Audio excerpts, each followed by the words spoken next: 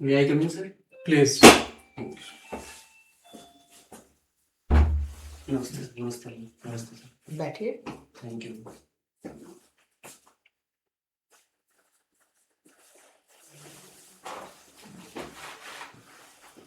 अपना परिचय दीजिए। मैम, मैंने ग्रेजुएशन किया है 2019 में। 2021 में मैंने पोस्ट ग्रेजुएशन किया है। 2022 में मैंने नेट जेआरएफ क्लियर किया है 99.70% आय के साथ, और 2023 से मैं पीएचडी पाठ्यक्रम में इनरोल हूँ। ठीक, क्या है आपका रिसर्च? मेरा टॉपिक सर है समकालीन हिंदी कविता में मृत्यु बोध 1990 से 2020 की कविताओं के विशेष संदर्भ में। ठीक है। आपके हाइपोथेसिस क्या क्या है? हाइपोथेसिस परिकल्पना। हाँ। मैम, मैंने इसमें टोटल 5 चैप्टर्स किए हैं, जिसमें पहला चैप्टर मृत्यु बोध। चैप्टराइजेशन नहीं पूछ रही, क्या क्या परिकल्पनाएं हैं आपकी?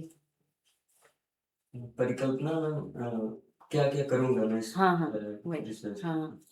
इसमें मैम 1990 से लेकर के जितने कवि हैं, 25 कवियों को मैंने सिलेक्ट किया है, और उनके मृत्यु बोध से संबंधित, मृत्यु से संबंधित खासकर जो कविताएं हैं, उनको देखने की कोशिश है कि किस तरह से हिंदी का कवि मृत्यु के बारे में सोच रहा है, जो दर्शन या और लोगों की सोच से अलग है। ये मृत्यु बोध की अवधारणा क्या है? मैम, मृत्यु को लेकर के खास करके द्वितीय विश्व युद्ध के बाद जब अस्तित्ववाद जैसी अवधारणाएं आने लगी, तो एक असमर्थता बोध और सशक्तिकरण के कारण निराशा लोगों के अंदर आने लगी, तो इस तरह की कविताएं बढ़ती हैं हिंदी में। और मेरा जो टॉपिक है 1991 के बाद वो पूरा दौर उदारीकरण और इस तरह के कारण एक जो भावबोध और बढ़ता है। तो यह पारंपरिक मृत्यु बोध से किस प्रकार भिन्न है? मैम, हिंदी कविता मृत्यु को एक जीवन बोध के रूप में भी लेती है। वह मृत्यु को केवल इस रूप में नहीं लेती है कि जिस तरीके से दर्शन सोचता है कि आत्मा वगैरह, इस तरह के डिस्कशंस कम है कविताओं में। मूलतः यह जीवन को किस तरीके से यह बोध समर्थ करेगा, उसको ज्यादा। अच्छा, 1 मिनट रुकना चाहेंगे आपको। मृत्यु क्या है, ये आप हमें एकदम आसान शब्द में बताइए। मृत्यु सर, इस पूरे रिसर्च में है कि डेथ जो है, मृत्यु एक शाश्वत सत्य है। इसलिए कोई भी कुछ भी जीवन में कर ले, वह एक दिन उसका अंत होना ही है। इसलिए हमें अपने जीवन में ठीक तरीके से रहना चाहिए। जितनी भी कुरीतियां हैं, जितनी बुराइयां हैं, त्याग के। नहीं, जो भी शाश्वत सत्य है वो सब मृत्यु है, या मृत्यु कुछ अलग भी है? शाश्वत सत्य तो कई सारी चीजें हैं जी ये ब्रह्मांड भी एक सत्य ही है, जी। तो क्या वो भी मृत्यु है? सॉरी। प्लीज। 1990 के बाद के बहुत सारे परिवर्तन हुए, सामाजिक, आर्थिक, राजनीतिक रूप से। जी। उन्होंने मृत्यु बोध को किस प्रकार प्रभावित किया? मैम, एक तो शहरीकरण बहुत तेजी से बढ़ा, खासकर इसमें लोग गाँव से लेकर के शहरों की ओर पलायन करने लगे, और रोजगार के बहुत सारे ऑप्शंस बनने लगे। जैसा पहले परंपरागत रोजगार के अवसर थे, और एकाकीपन बढ़ा है लोगों में, असमर्थता बोध और इस तरह की चीजें। आपने जो समय सीमा ली है उसमें प्रमुख कवियों के जैसे अशोक वाजपेयी हो गए, ज्ञानेंद्र प्रति हो गए, इनके काव्य में मृत्यु बोध के संदर्भ में आप किस प्रकार की समानताएं देखते हैं और भिन्नताएं देखते हैं? समानता तो मैम मैं यही देखता हूँ कि अपने आसपास को लेकर के संजीदा होना, संवेदनशील होना, और अपने जो पुरानी चीजें हैं उनको सजो करके रखना। जैसे मंगलेश जी की एक कविता है कि बची हुई जगहें माँ अब नहीं है, सिर्फ उनकी जगह बची हुई है। चीजें खत्म हो जाती हैं लेकिन जगहें बची रहती हैं। हम कहीं दूर चले जाते हैं अपने पेड़ों, पहाड़ों, नदियों, झरनों से दूर, लेकिन वे जगहें हमारे साथ साथ चलती रहती हैं, हमें याद दिलाती हुई कि हमने क्या खो दिया है, और हमने अंतिम लाइन याद नहीं। क्या सिर्फ ये आधुनिक कविता में ही है? नहीं, मैं मृत्यु को लेकर के पहले के कवियों ने भी सोचा है, स्टार्टिंग से लेकर के जिस तरह का 1990 के बाद के कवियों ने, लेकिन 1990 के बाद के कविताओं की संख्या थोड़ी अधिक है, लगभग हर। क्या अंतर है 1990 की पूर्व की कविता में और अभी में? मैम, पूर्व की कविता जैसे भक्ति काल की कविता है, तो वो मृत्यु को दूसरे तरीके से संबोधित करती है, इस तरीके से नहीं जिस तरीके से 90 की कविता संबोधित क्या अंतर है? भक्ति को लेकर के और माया को लेकर के, जैसे कबीरदास जी कविता है, माया हो गया, और तो वो थोड़ा दूसरा संदर्भ है उनका, क्योंकि आपको नहीं लगता कि आपका ये रिसर्च टॉपिक निराशावाद को इंडिकेट कर रहा है? नहीं मैम, मुझे नहीं लगता, क्योंकि ये कविता मृत्यु बोध के बहाने जीवन बोध को ही समृद्ध करती हुई अंत में दिखाई देती है। क्या निष्कर्ष रहेगा आपका? मैम, निष्कर्ष मेरा ये है कि मृत्यु को स्वीकार करते हुए हमें अपना जीवन जीना चाहिए, तमाम तरीके की कुरीतियों, बुराइयों और जो हमारे अंदर कमियां उनको दूर करते हुए। आपका ये रिसर्च समाज पर क्या प्रभाव डालेगा या समाज को क्या योगदान देगा? मैम, मृत्यु को लेकर के जो एक आम धारणा बनी हुई है कि इससे लोग इस पे बात नहीं करना चाहते हैं, इससे दूर जाना चाहते हैं, और इस टॉपिक पे अभी तक बहुत कम काम भी हुए हैं, लगभग ना के बराबर। तो मृत्यु की स्वीकार्यता को मुझे लगता है ये रिसर्च आगे बढ़ाएगा। ठीक है सर। मैं कोई कविता सुनाइए। एक मैं मृत्यु से संबंधित कोई उदय प्रकाश जी की एक कविता है, मरना। मरने के बाद आदमी कुछ नहीं बोलता, मरने के बाद आदमी कुछ नहीं सोचता, कुछ नहीं सोचने और कुछ नहीं बोलने से आदमी मर जाता है। आप जी प्लीज। आपको लगता है कि आप ये चुनिंदा आधुनिक कवियों में आपको रिसर्च 200-250 पेज की हो जाएगी? कविताएं मैम हैं पर्याप्त, लगभग हर कवि की 10-12 कविताएं हैं, तो लगभग 200 कविताएं तो हैं जो अभी तक मैंने कलेक्ट की हैं। ठीक है। सर जी, अभी आप मृत्यु की बात कर रहे थे। कुछ साहित्यकारों का ऐसा मत है कि मृत्यु जीवन की नई शुरुआत है। इसके पीछे आप तर्क दीजिए एक दो। मृत्यु जीवन की नई शुरुआत है। एक तो मुझे लग रहा है अगर पुनर्जन्म की अवधारणा में हम भरोसा करते हैं तो भी ऐसा कह सकते हैं कि मृत्यु के बाद एक नया जीवन मिलेगा, तो वो जीवन की नई शुरुआत है। इसका अर्थ है कि आप मृत्यु को शरीर की मृत्यु केवल समझ रहे हैं? नहीं, शरीर की नहीं। पुनर्जन्म की संकल्पना तो जुड़ा हुआ उसी से है। शरीर का भी इसमें है इंक्लूजन, ऐसा नहीं है कि बाहर का है, लेकिन अधिकतर जो कविताएं हैं वो शरीर की मृत्यु से अलग, मतलब अगर आप जैसे उदय प्रकाश की कविता है। हमें ये बताइए कि जो आपका विषय है जी, उस विषय का दर्शन क्या है, मूल दर्शन क्या है? दर्शन सर मृत्यु के स्वीकार। नहीं, ये साहित्य का मूल दर्शन क्या है? साहित्य का मूल दर्शन सर मृत्यु के स्वीकार्यता को लेकर के मुझे लगता है। अच्छा, दार्शनिक पृष्ठभूमि क्या है? हर एक विषय का अपना एक दर्शन होता है जी। तो आपका जो विषय हिंदी साहित्य है जी, हिंदी साहित्य का मूल दर्शन क्या है? हिंदी साहित्य का एक तो समाज में जो संवेदनशीलता है उसको सर बचाना, और कुछ? और समाज को समृद्ध करना एक नई सोच से। चलिए अगला सवाल मैं पूछता हूँ। ये बताइए हमें कि सरकार जो है जी, राजभाषा को बढ़ावा देने के लिए कई उपाय कर रही है। जी। कोई 3 उपाय बताइए। एक तो सर केंद्रीय अनुवाद परिषद की स्थापना की गई 1971 में, हाल फिलहाल की घटनाओं के बारे में बताइए। सर विश्व हिंदी सचिवालय मॉरिशस में और वैश्विक स्तर पर भी 2023 में फिजी में जो हुआ है विश्व हिंदी सम्मेलन, उसको लेकर के सरकार काफी संजीदा है। और प्रत्येक सर विभाग जो जितने मंत्रालय वहाँ पे राजभाषा विभाग स्थापित किए गए हैं, जो हिंदी में जितनी अधिसूचनाएं जारी होती हैं उनका हिंदी अनुवाद का काम करते हैं। ठीक है, हमें ये बताइए कि साधारणीकरण की संकल्पना हमारे जीवन को उत्कृष्ट कैसे बनाती है? साधारणीकरण की अवधारणा का सर मूल ये है कि जो कवि या साहित्य में कहा जा रहा है उसको हम अपने ऊपर कितना अप्लाई कर पा रहे हैं या उसमें डूब करके कितना समझ पा रहे हैं उस चीज को। तो मुझे लगता है कि वास्तविक जीवन जीने के लिए सर साधारणीकरण की अवधारणा बल देती है। जैसे हम जाते हैं फिल्म देखने या नाटक देखने, तो केवल वो जितने घंटे चलता है उतने घंटे नहीं, बल्कि अगर हम उसको जी करके आएंगे तो हमारे जीवन में ज्यादा एप्लीकेबल होगा। नकीनवाद क्या है? नकीनवाद में नरेंद्र केशरी कुमार और 3 लोग उसमें थे। 1950 के दशक में शायद एक कविता के क्षेत्र में आई अवधारणा है जिसमें और कविता से रिलेटेड शायद कुछ बातें की गई हैं। कविता का मानव कैसा है? कविता में मैम निराशावाद और इस तरह की जो उस तरीके की कविता के आंदोलन चल रहे हैं उनके विरोध में बातें की गई हैं कि कविता पारंपरिक जो चल रही है या शिल्प को लेकर के जो अवधारणाएं थी उसको खारिज करते हुए कविता का जो आंदोलन था वो क्या स्टार्ट। विशेषताएं हैं इसकी बताइए, क्या कह रहे हैं? कविता आंदोलन की मैम जो कविताएं हैं उसमें एक तो अ, निराशावाद की अवधारणा दिखाई देती है और शहरीकरण की कविताएं हैं और जो असमर्थता बोध है, एक अकेलापन है, इस तरह की कविताएं दिखाई देती हैं। आप आधुनिकतावाद और उत्तर आधुनिकतावाद में साहित्य में क्या अंतर दिखाई देता है वो बताइए।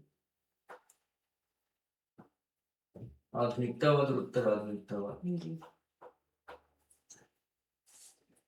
दोनों की परिस्थितियों में। चलिए कोई बात नहीं, किसी विषय वस्तु को आप बोर्ड पर पढ़ा के दिखाइए। जी,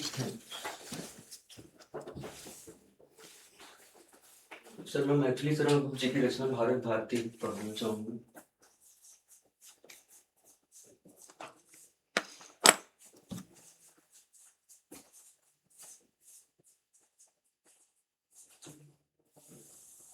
इसमें भारती का अर्थ वाणी है, अर्थात भारत की वाणी।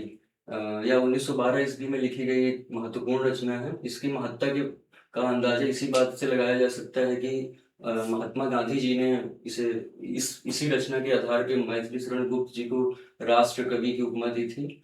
और उस समय की जो एक महत्वपूर्ण पत्रिका थी सरस्वती, उसमें महावीर प्रसाद द्विवेदी जी ने एक आलेख लिखा था जिसमें उन्होंने कहा कि यह पूरे भारतीय समाज में एक काव्य आंदोलन और बदलाव लाने वाली एक रचना है। और ये रचना 3 खंडों में विभाजित है, अतीत खंड, वर्तमान खंड और भविष्यत खंड। अतीत खंड के अंतर्गत भारत की जो गौरवमयी अतीत रहा है उसके बोध को लेकर के इसमें कविताएं हैं, पद मिलते हैं। और वर्तमान खंड में जो भारत आपको रुकना चाहूंगा, आप हमें जो है जी कामायनी की वर्तमान प्रासंगिकता के संदर्भ में पढ़ा के बताइए। कामायनी की वर्तमान प्रासंगिकता।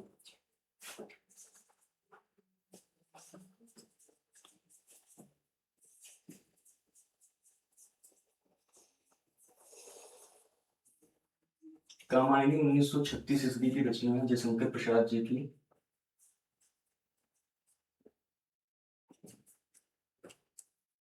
जिसमें मनु, श्रद्धा और ईड़ा के माध्यम से जो जीवन और एक दर्शन को लेकर के बातें की गई हैं। वर्तमान में प्रासंगिकता देखें तो मनु का जो चरित्र बदलता है एक समय के बाद, वह ईड़ा की तरफ जाता है जो बुद्धि का प्रतीक है, और फिर किस तरीके से उसको असमर्थता हाथ लगती है और निराशा लगती है, और फिर एक जो उम्मीद की चीजें आती हैं उसके अंदर। ठीक है, आप बैठ जाइए। कामायनी के कितने सर्ग हैं? मैं 15 सर्ग कामायनी में। सभी सर्ग क्रम से बता सकते हैं आप? जी मैं कोशिश कर सकता हूँ। जी बताइए। चिंता, आशा, श्रद्धा, काम, वासना, लज्जा और रहस्य, क्रम से मैं थोड़ा गड़बड़। ठीक है, आप ये बताइए आचार्य रामचंद्र शुक्ल ने कामायन, इड़ा और श्रद्धा के बारे में क्या कहा है और किसका समर्थन किया है? सॉरी मुझे याद नहीं। कामायनी का मूल दर्शन बता दीजिए। प्रतिभिज्ञा दर्शन ऐसा शायद है प्रसाद जी का। क्या है प्रतिभिज्ञा दर्शन? सॉरी मुझे याद नहीं। कोई बात नहीं, बैठ जाइए।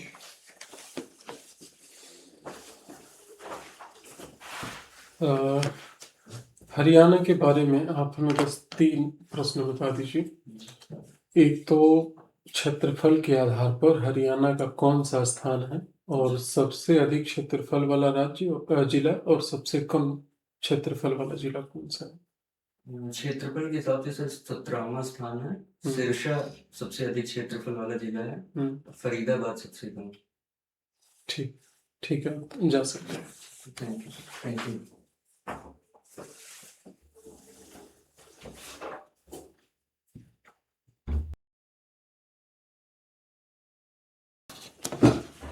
May I come in, sir? हाँ प्लीज।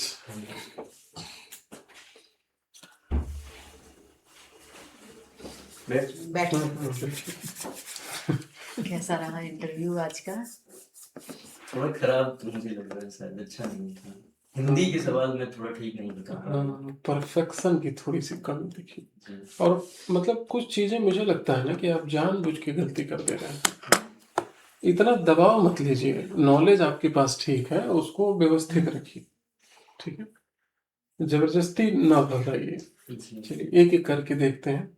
जैसे वैसे भी बहुत सारी चीजें आपने ठीक कर लिया, एक्टिविटी पार्ट जो है ये ठीक कर लिया है आपने, आना जाना बैठना ये सब चीजें। उसमें बस एक चीज थोड़ी सी रह गई थी, जैसे ये बटन खोलना। हाँ, जैसे आप आए आराम से बटन खोल रहे हैं, ये थोड़ा सा इनफॉर्मल लगता है, ड्रेस चेंज जैसा फील होने लगा।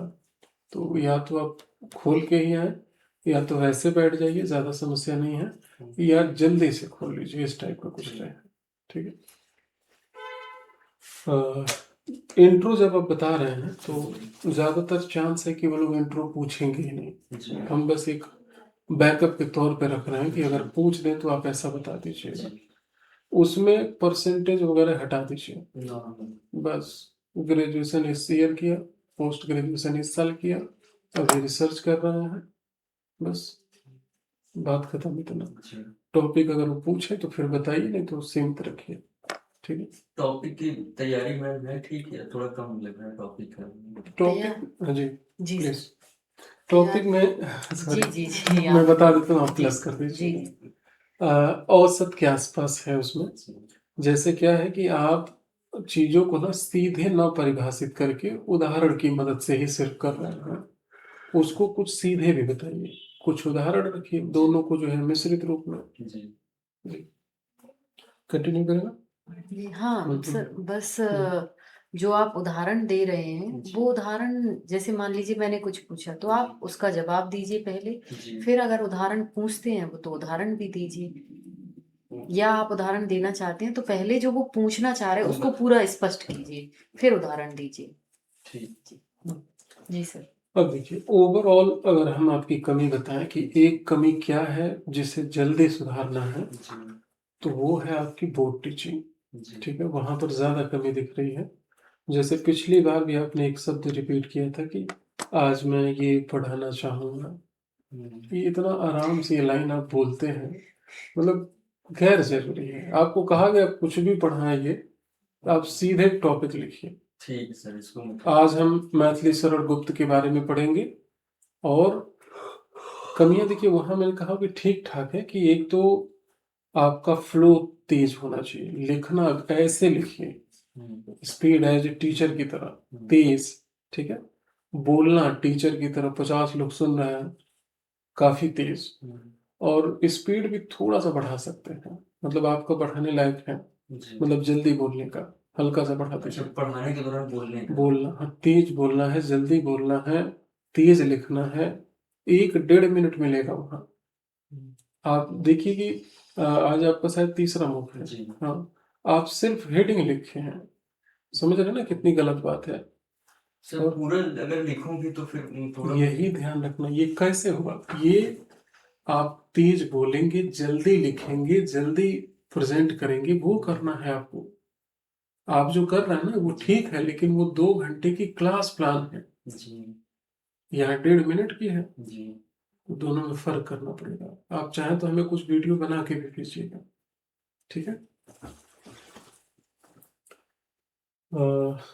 चीजें ठीक है, एनर्जी वहां पर बना के रखिएगा। जैसे दूसरा टॉपिक जब भी दिया जाए तो पिछले टॉपिक को पूछ के आप मिटा दीजिए, नहीं तो मान लीजिए ज्यादा शब्द लिख दिए, उसी में वो पुराना वाला भी लिखा है, तो थोड़ा सा नहीं डिसबैलेंस रहेगा वो। बाकी चीजें लगभग ठीक है, एक्टिविटी वाला पार्ट ठीक है, सब्जेक्ट नॉलेज भी लगभग औसत प्लस है आपका। शर्ट यही रहेगा आपका। यस सर, हाँ, इसको अच्छे से धुल लीजिएगा, थोड़ा सा ये कॉलर हल्का सा गंदा है व्हाइट होने की वजह से, तो इसको आप रेडी रखिएगा। चलिए बाकी सब तो ठीक है। कुछ है आपके मन में प्रश्न कोई? चलिए तब आप सुधार करिए इसका, ठीक है। Thank you. जी।